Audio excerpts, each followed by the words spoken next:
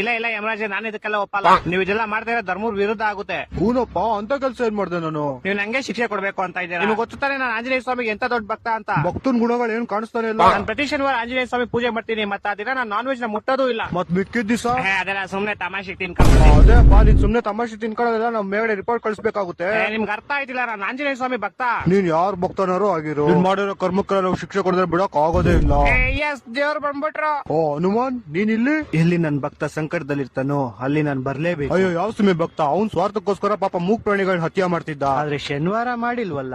ಏನ್ ಹೇಳ್ತಾ ಇದೀರಾ ನೀವು? ಇವ್ನು 18 ವರ್ಷದ ವಯಸ್ಸಿಂದಾನೆ ಪ್ರತಿ ಶನಿವಾರ ನಾನ್ ವೆಜ್ ತಿನ್ನೋದ್ ಬಿಟ್ಬಿಟ್ಟ. ಆ ಕಡೆಯಿಂದ ನೋಡು, ಇವ್ನು ಎಷ್ಟು ಪ್ರಾಣಿಗಳನ್ನ ಕಾಪಾಡೋನೆ. ಸರಿ ತಾನೆ?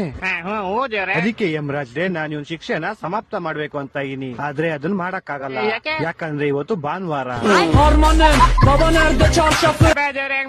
ಅಯ್ಯೋ, ಹೌದಲ್ವಾ? ನಂಗೆ ಇವತ್ ಜ್ಞಾಪನ ಐತಿ, ಇವತ್ ಭಾನುವಾರ. ಅದಕ್ಕೆ ನಾವ್ ಇವ್ನಿಗೆ ಚಾವಟಿ ಹೊಡಿಯಕ್ ಆಗಲ್ಲ. ಮತ್ತೆ ಮೋಸ್ಟ್ಲಿ ನಾನು ಚಾವಟಿ ಹಿಡಿನ ತಪ್ಪಿಸ್ಕೊಂಡೆ ಅನ್ಸುತ್ತೆ. ನೀವಿಬ್ರು ಹಿಂದೆ ಏನ್ ನೋಡ್ತಾ ಇದ್ದೀರಾ? ಕುಡಿದಿರೋ ಬೆಂಕಿಲ್ ಹಾಕೋಣ. ನಿಮ್ಮಿಷ್ಟ ಯಮರಾಜ್ರೆ.